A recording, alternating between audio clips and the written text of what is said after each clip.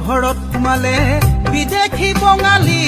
ৰজা বহতীয়া হ'ল অধিকাৰ স্বাভিমান ভাষা মোৰ অভিমান বনিয়াৰ হাতলৈ গ'ল বৰ ঘৰত সোমালে বিদেশী বঙালী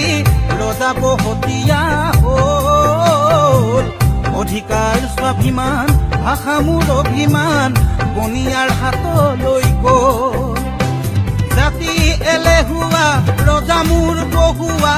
নেতা মোৰ আবেগৰ দালাল আইক বেছি খালে বহু কথা গালে বিপদৰ সময়ত সকলো পলাল বিপদৰ সময়ত সকলো বৰ ঘৰত সোমালে বিদেশী বঙালী ৰজা বহতীয়া হ'ল অধিকাৰ স্বাভিমান ভাষা মোৰ অভিমান বনিয়াৰ হাতলৈ